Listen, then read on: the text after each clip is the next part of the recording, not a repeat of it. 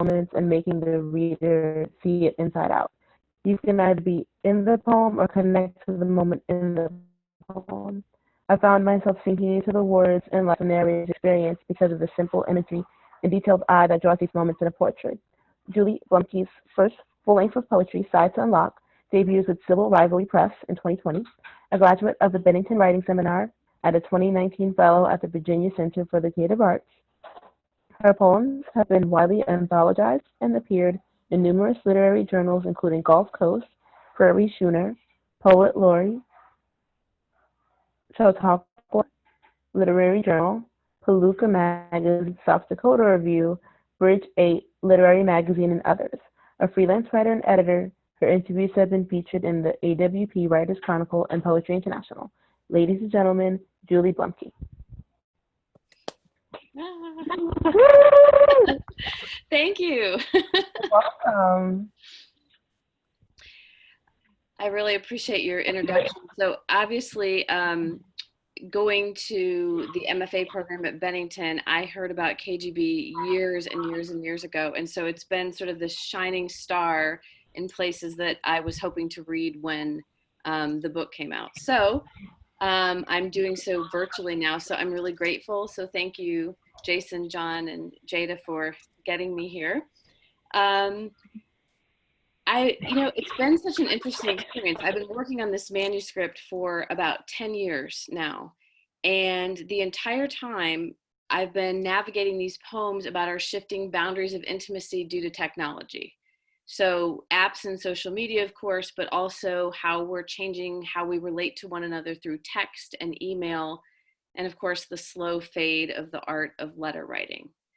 So how bizarre and surreal that this book is being born into the world at this time, when we are learning to connect in new ways and experiencing this touch without touch. It's surreal in many ways to me because these poems that are on the page in a book sometimes are being experienced for the first time over a screen or in the palm of a hand, which I anticipated somewhat, but now with everything, all the more.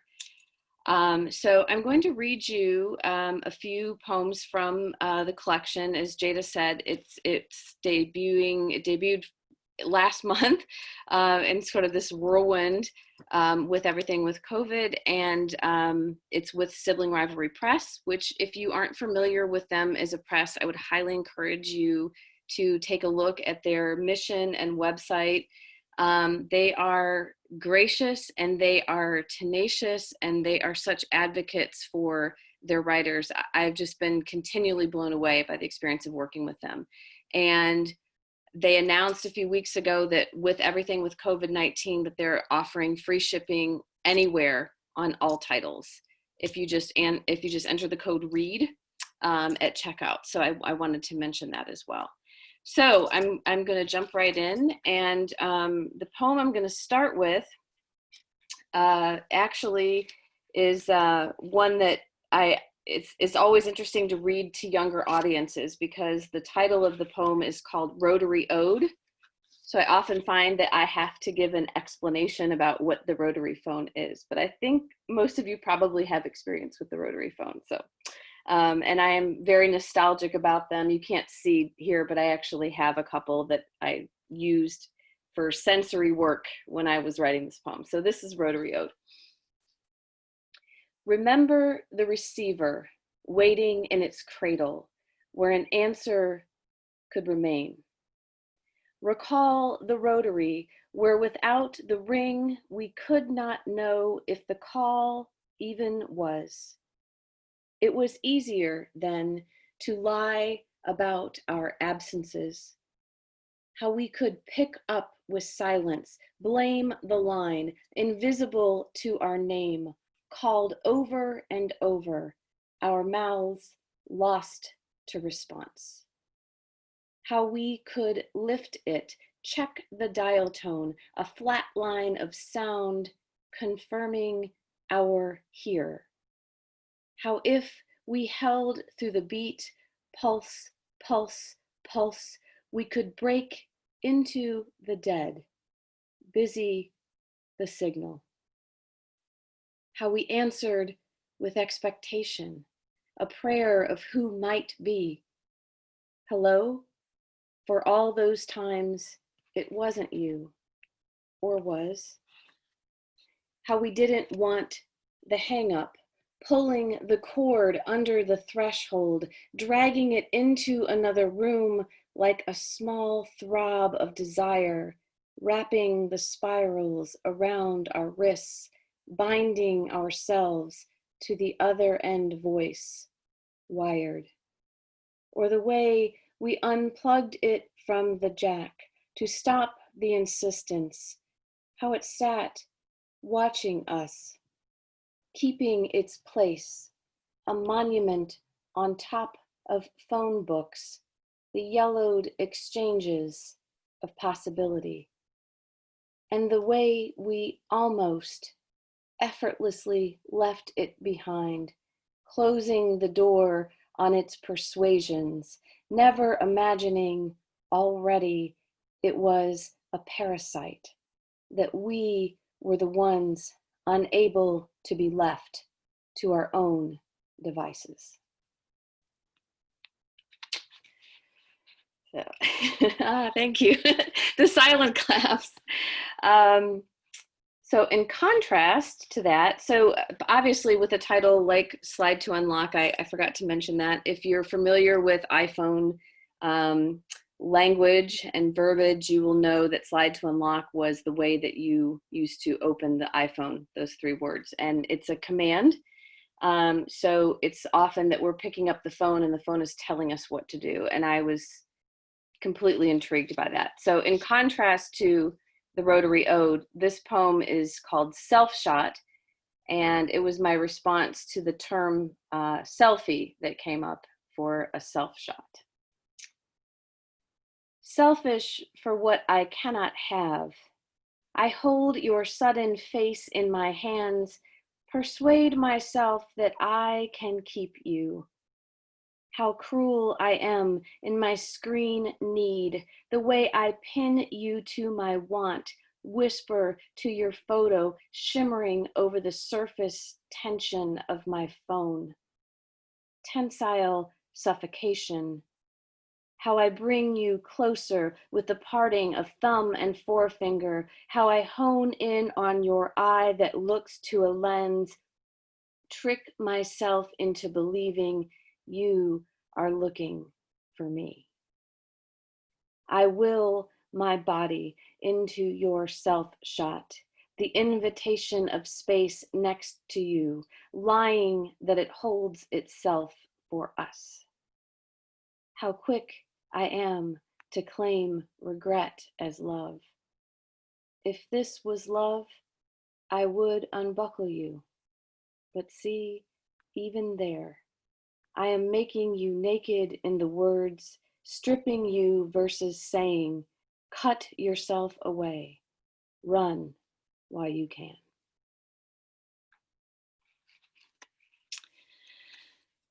Okay, and then in contrast, a book about connection, this is a book about connection. It also has a narrative arc. And so this is one of the poems in the narrative arc, and it's called Venice. Us, wood built from water, our cells, temporary, vibrant, winding and dividing, one over the other, one hand in the other, body pressed to body, we imagine mitosis. I push my fingers into you, try to absorb, bring you inside me, to thrive in my marrow, divide your quintessence into, to take the shining star of you, holding the light of me, making us release into glorious. Yes, arch into me, triumphant. Yes, knit your bones to mine, if only for now. Let me carry you in me, make you involuntary. Do not talk of new life, of something other we'd become. No, I mean you, a new meiosis, me, my chambers beating into yours, all of your soul fire leaving dust each time I run my hands through my hair. Let me carry you everywhere. My body calls for yours, envelope, diatom, us only as one fingerprint on the sheet of life. This is not marriage. This is not two joined as one. This is me infusing you, bearing into us, oceans away, living apart, breathing together, our bodies ringing, going on the ecstasy of mitochondria, the ribosomes of exchange, the very relief that there is, yes, one cell pressed to another with joy, with resolution, membrane to membrane. Sunken under Venice, there is one branch of Magnolia solingana, resting her xylem, holding up a city, suspended from decay, no oxygen to take in or give out. Stasis. In places, there are poplars to oaks, elms to conifers, but here in our bodies, this one place, underneath the shadow of San Giacomo del Orio, there is us in overlay, holding up lovers and pigeons, mongers and gapers, an orange crushed between the pavers. It is here we have always been, silent beneath the chaos, pressed together for storm, told we are sinking. We know better. There is no place but here, submerged. The flower of me, the flower of you, both coded to open, but brought instead to salt, converted to everlasting.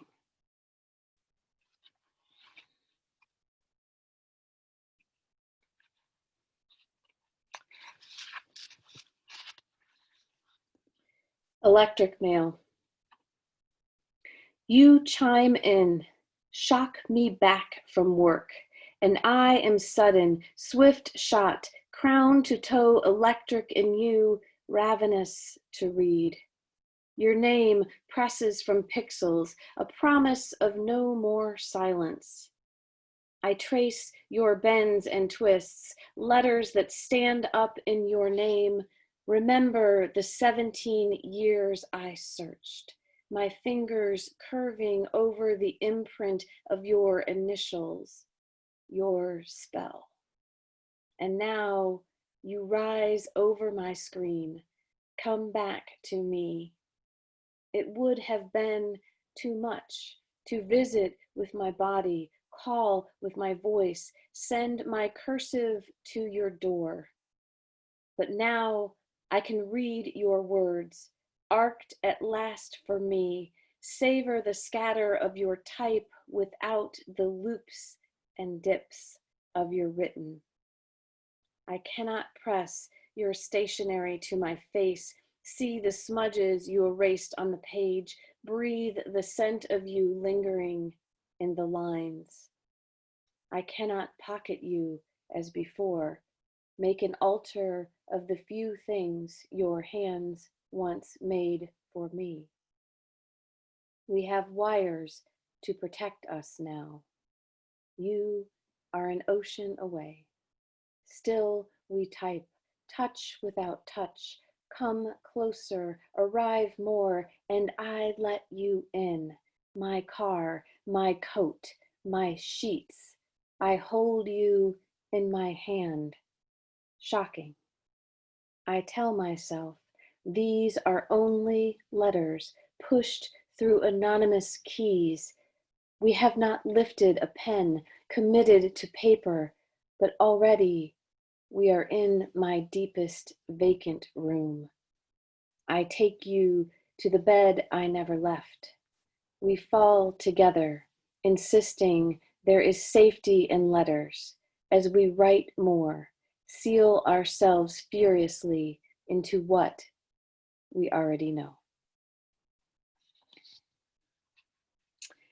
And I have two more So the next is I see that Dustin Brookshire has signed on, and he has started a poetry series called Wild and Precious Life, which has been phenomenal and a great way to connect poets. And last week, Lauren Bossela read, and she had just received a copy of my book and had read this poem, and we had quite a laugh because she said, "Oh, it seems that I'm not the only one that was naughty in North Carolina and at the same lake in North Carolina." So this has an epigraph after Lake Santitla, North Carolina, and the title of the poem is Observations from the Base. The problem with heights, they are heights. Again, the resistance of water, how each kiss somehow is an attempt to recreate, not make new. Lust, a four-letter word. Also, what? I have self-covenants. One, to imagine no other when with you. By the fire, I slip. I curse myself for not loving better. When I ask you if I am someone else, you say, only you. I want to be this mountain, but then I swim. The problem with covenants, they are covenants. Later, you say this to me. The blank space is how I honor it, deliciously gone. Even the fog makes promises, spans the hips of mountains. Such great heights, the fire wet ashes we cannot light again.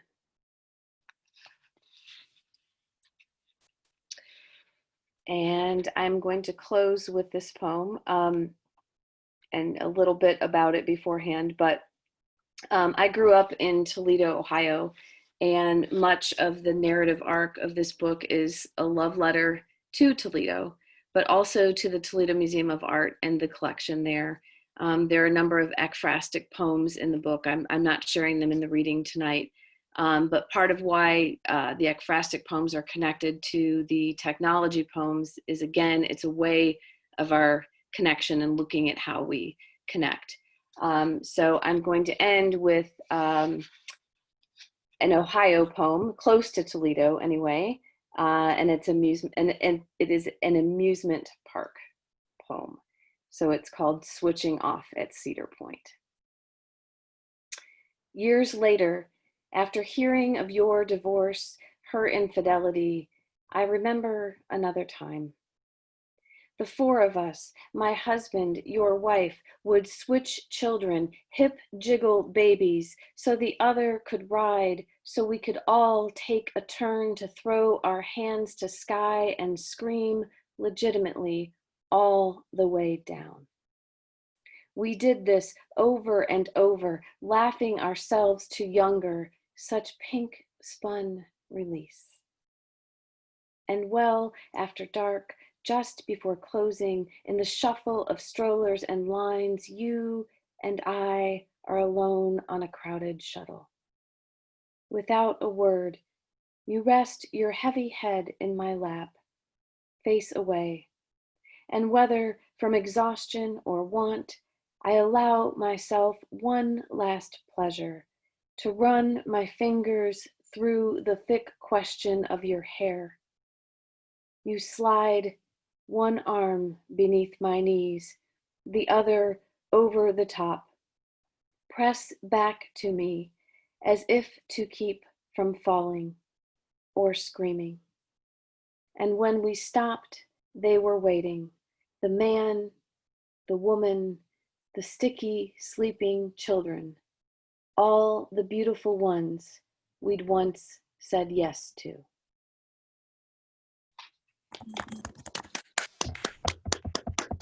Thank you all so much.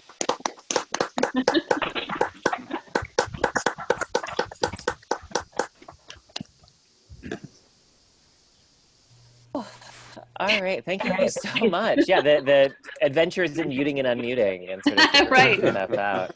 Absolutely. Just because a button says it does something doesn't mean it does that. Right. And now for the Manhattan. And so thank you everyone so much for being here. If you're following the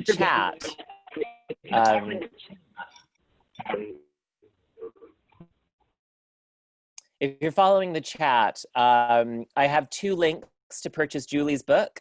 So one is from Bookshop, which supports independent bookstores. And then the other one is from Sibling Rivalry, and you have the code so you can get the free shipping if you want that. And I will again remind you of the code if you want to support Seiji and KGB Bar and make a little donation. Whatever you might have spent on a drink had you been at the bar might be a good measure for what you want to donate to KGB in its absence. And I'm going to go ahead and turn it over to John. Yeah, I'll put that in the chat too. If anybody out there uses Venmo, if you just look that up at Dennis Wojcik, he's the owner of KGB Bar, and he'll, take care of you. So thanks everybody. And I'll just make this quick. I wanted to say it's so interesting to be at a KGB reading and to see such powerful sunlight coming through so many windows, because no matter how bright it is outside, KGB is always very comfortably dark. And so with those thick curtains. And so Jason and I are sort of trying to replicate the 2 shades of that, me with the room being red and Jason creating the effect of standing behind the podium at KGB, which is like, yeah, creepy like that, exactly. So we're trying to make it as weird as it is there, but it is nice to see some actual sunlight, all that stuff. So that said, we have, our favorite regular here tonight, one of my favorite New York City people and poets, Don Yorty. Don writes poetry that's as dense and rich as soil. They team with life, both urban life and life in nature. And they possess a deep humility in their extraordinary power of observation. His spring sonnets from Indolent Books last year accumulated into one of my favorite poetry books of the last few years. And for, year 23, season 46, episode 11 of KGB Poetry, there's nobody I'd sort of rather see. And Don, we've really been missing you, so it's just fabulous. Don is a poet, educator, and garden activist living in New York City. Old school East Village royalty, been around for a while, knows the score. He's the author of Spring Sonnets. That's one that you should definitely buy if you only buy 1 poetry book this year, as well as 2 previous collections, A Few Swimmers Appear and Poet Laundromat, both from Philadelphia Eye and Ear. And he's included in Out of This World, an anthology of the poetry of the St. Mark's Poetry Project. His novel, What Night Forgets, was published by Herodias Press in 2000. He blogs at donyorty.com, an archive of current art, his own writing, and the work of other poets. Here is Don Yorty live from the East Village in Manhattan, which is nice, given that we are the KGB series. Great. So I'm on. Yes.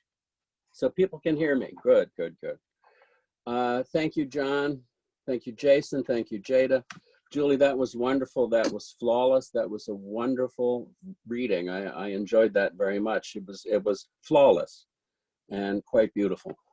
So I'm going to just start to read, and I'm going to read. I've been going over a manuscript of mine that in my 20s I called The Final Postures of a Dying Whore, and then I kind of scrapped the title, but the titles come back.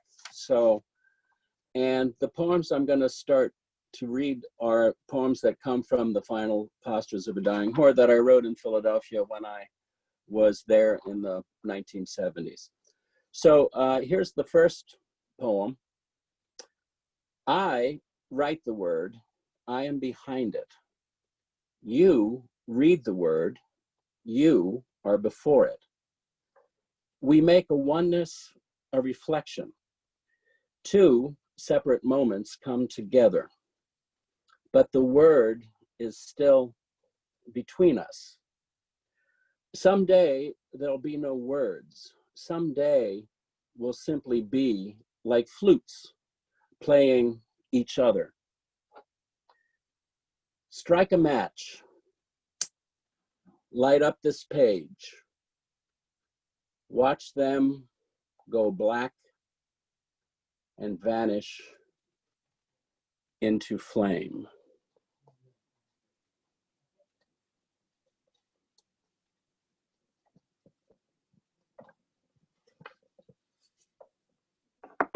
So that starts the poem that's called Prologue. It's called the Prologue. And the poem that comes after the prologue is for John Keats. And so it's for John Keats. I think that I'm a candle whose flame stays round the wick, whether set in one place or carried, never wavering an inch from where I've always been. I hold out my hand like you did. When I'm happy and look at it, it's not the same I see sadly, desiring, or when I'm tired. It changes with my feelings, which usually I don't notice, like light and shadow pass over the day, revealing as the morning sun, obscured by clouds or tears. When you vanished, did all vanish? With a change of heart, I change the world. So that one was for John Keats. Now, the theatrics is over, and I'm going to do a poem now for Walt Whitman. That's at the grave of, there went the flame. So, should never drink before we start these things. At the grave of Walt Whitman. I was in Philadelphia and crossed the bridge to Camden. I'm satisfied, I said. There's grass growing here, and I no longer care what anyone might think of me or what the future holds or when and if comes money. I heard you speak. You are not dead, nor have I lived more than I lived when you first spoke. I kneel down in the grass, slide out some blades to chew. I've read you, know your caress, and see out in the void your hand still is, trembling for my touch. Walt Whitman, you're the spit, green along my lips. Help me to trust in it.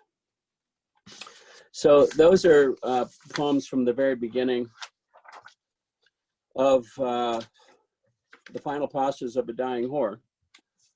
And I have been sending this postcard, which is, I guess, backwards on this thing. But if you haven't gotten it yet, and I have your address, you will actually get it. I'm sending it to everybody in the world that I know whose address I actually have. If you haven't gotten it yet and I've got your address, you will get it. If you'd like to get it, and I don't have your address, you could send me your snail mail on my Facebook page. It's like open, anybody can go there. Just send me your address quietly on a message. So anyway, here's this poem, and it's called "Oh Pretty Self." A snake curled in the sun feels my shadow come and goes, ripples over stones. The stream falls down and oozes out of moss and mud where a deer stepped. No, I won't pick this violet. Let it clutch the cracking rock, blue out of yellow from a black dot. When I leave these woods to work and stammer or say two words at once, I'll think of it and stop. So I could send you this postcard if you send me your address. If you have, John, did you get it? Probably not. You never checked. I don't check my mail a lot these days, Don. I always have to disinfect it. So this next poem is a poem that was in the chapbook that was published, A Few Swimmers Appear. And I didn't like the ending of it, and I took it out and I put another poem in when it was republished. And then I just rewrote the last line, and it works fine now. And this poem is called Whore. I remember the first time I undressed, searching my face for signs of nervousness inside the motel mirror. I saw I was no longer me, that I looked on a fantasy, somebody there before I was, waiting with an ice cube in his mouth. It doesn't take long to learn the postures. I got what I wanted. Money, of course, heroin, wine cellar places where my cigarettes were lit off tapers and delicate tiny roses in the orange juice and tequila floated when the fine blown stem was lifted for a swallow. Even Europe was promised to me, a beach house outside Miami, as long as I remained a certainty, a flute that is played but noteless, in a mouth that doesn't know it. Now, I'd like to read something from my poem Fucking, which I haven't read in decades. It's been decades since I've read this part of the poem. And it's in the final part of the poem Fucking. It's in part 5, which is to Janis Joplin. And it's just the beginning of part 5. It would probably take about half hour to do the whole thing or something like that. So anyway, here's part 5 of Fucking for Janis Joplin. I've smoked 1,000 cigarettes and watched you sleep. Your Raphael angel curls, your bee-stung lips. Dare I touch you where the sun hasn't? Dare I say wake? There is the smell of pepper in your armpits, but not rank. About your thighs and tendrils is the smell of moss in late August, when everything is close and green, and out of my pocket I take a harmonica to serenade the nothingness, to lean against a tree. I play an ancient tragedy, a blues heard best sung by Black women or Janis Joplin, who once lived, told that she was ugly and repulsed men. In the needing to forget that, in the drinking and the fucking that away, Janis is gone one day, but for her voice that sings on records as they spin, the clearest and most precious pain, it always brings me joy. Love comes to me, not me to love. That's how it is. It can't be helped. Love is my master because love is all I'm after. Last night, love treated me right, but came home tonight drunk, black in my eye, knocked out 2 of my teeth. Now it's going to be with somebody else instead of me while I weep till I'm weak for a week. But when love comes back, oh Lord, love's sweet, love's paradise. I've never had it so nice. Laying with love, in bed with love, and it's night. Love strikes a match and love's light. When love's face comes out of the dark, puffing on a cigarette, love hands to me, so I puff on it and glows the red tip. When there's light, I look. When it's dark, I touch, and all about's tobacco smoke, tobacco smoke. Sometimes I get so drunk I throw up, or I shoot up, nod out. No, nobody wants much. They just want to fuck, so fuck them, I say, and I fuck them. Anyway, if I'm love's slave, when love comes knocking, wanting in, it's me lifts the latch and lets love in. I choose to sing the blues, the booze I choose. I pick what shit I shoot. Love comes and love goes, so let love control. Those who control never can roam, but must stay at home. Don't do what they want, just hold down the fort with their rifles out, on the lookout for feathers on the horizon that grow into the heads of Indians with faces painted and war whooping, growing larger, coming at them with those feathers in their braids got when they chopped up the hen they caught pleading, covering her eggs in her nest with her wings. You don't fly if you're not high. And you're not high if you hold the kite by the string. And it's you who's turning the thing, but you're not the thing turning up through the windy distances, almost unseeable and out of your reach, though I spin through the air at the flick of your wrist. Love, holder of my reins, you must stay holding them. Where you are right now, this hour, there you'll be tomorrow. So soon, you're just a bore. I want it different than before. Here are some chains, go hang me on the wall. And here's all kinds of nails, a whip. Can you do it? So that's part of fucking. And that's the Janice part of fucking, the fifth part of fucking. Now I'm going to read a couple sonnets.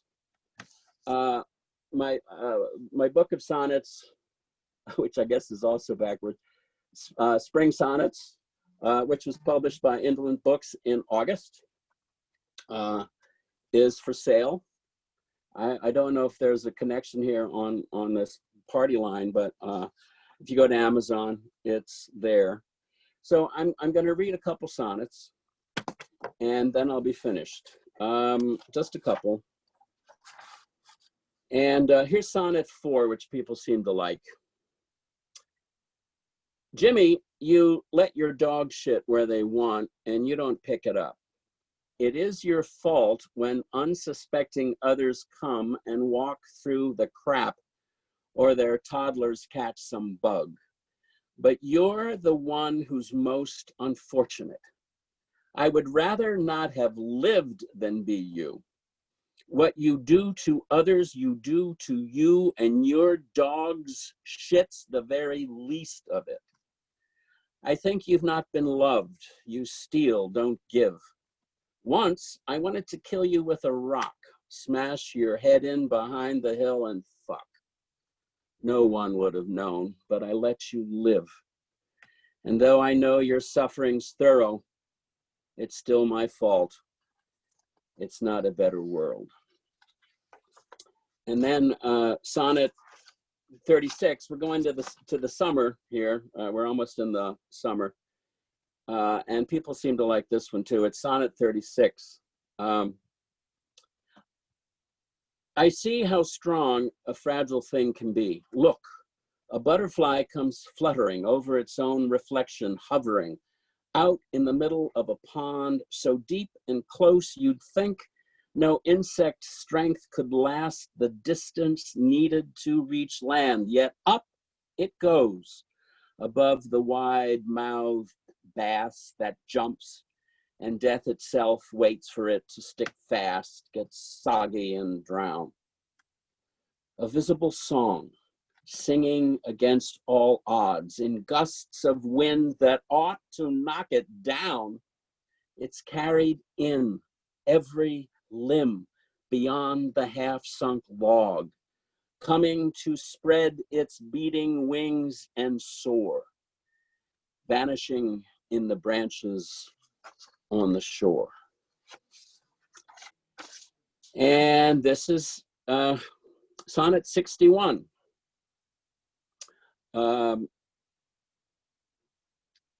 Yes, sonnet 61. I'm going to do this one, and then I'm going to do 2 more. So there's 3. Okay. Sonnet 61. Things are often more beautiful at a distance, but not you. The closer, the more inevitable you become. Before, I thought beauty was what I saw, that the superficial awed, but I was wrong.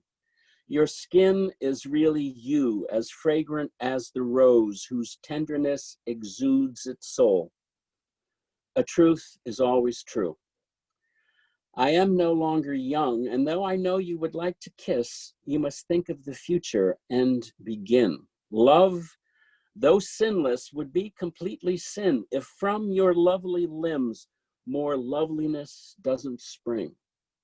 This spring is my sacrifice and joins me with you in begetting life. And you know what, I'm going to just read one more. I think I've probably gone on long enough. It's been really nice, guys. Thank you for asking me. Julie, what a wonderful experience to hear you read. You were flawless, as I said. Here's 150. This was written in the spring, the early spring, kind of like now. Anyway, sonnet 150. I wake the snakes on the way to the lake, coiling in leaves, slithering at my feet, half seen in the low branches, thick brown wastes, headless, tailless, stone still, in wait for me to trip them into slithering again. Are they going to bite? I doubt it. They're enjoying themselves too much and slide on in the fear and excitement of my approaching steps, without ever really seeing them slip into the rippling depths on the briar's edge of the round abyss. Water snakes have taken the day with them. Here comes the night. Everything fades from sight. A frog peeps. There is sound, song, but no light. Well, thank you guys. That was really great to join you tonight. Awesome. I enjoyed that. Yes. Beautiful, Dawn. Thank you. Awesome. Your sound play is amazing. Fantastic. All right, yeah, I guess, well, normally this is the point where we'd say, let's give it up one more time for both our readers, for Julie and for Dawn. Feedback. I don't know if I held this up, but this I is enjoyed this. so. There it is. Yeah. Yeah, we find that. And so, and we added to the chat the link if you want to order spring sonnets, either from Bookshop or from Amazon. Good. And Julie put in the link for the Wild and Precious Life reading series. So you guys Yes. have access to that. Mm-hmm. And I will, one more time, bring up the Venmo code. Yeah. Whatever you can contribute to KGB Bar would be a huge help. We don't know how long this is going to go on, obviously, and everybody's. John, I tried to do it on my phone. It send wants the last four of the phone number. So I looked it up, but it says it's wrong, 4481. It just says it wants the number to make sure that it's the right place. I don't know. Lori, do you know the phone number? Yeah, I do. It's probably done as a cell phone. So let me think. Oh, okay. 1612, probably. Okay. Thank you. Thank you. Thank you. Okay, well, so next week, episode 12, if you come back, I believe we have Martha Rose and Sarah back. That is the plan. Yeah. That is the perceived lineup. That is the plan. Thanks, guys. Thank you, guys. Thank you so much. Thank you. Julie, again, I just want to say it was really, really nice. Yeah. Thank you so much. I really, really appreciate it. It's really such an honor. Like I said, you guys have been this shining star. So to have a chance to read even virtually is a great honor. So thank you. And we'll make sure that everyone who reads virtually is back in the space as soon as Yay, and also we're back Dawn. in the space. Fantastic. I would love that. I miss New York so Yeah. much. Don could not tone down the theatrics if he tried.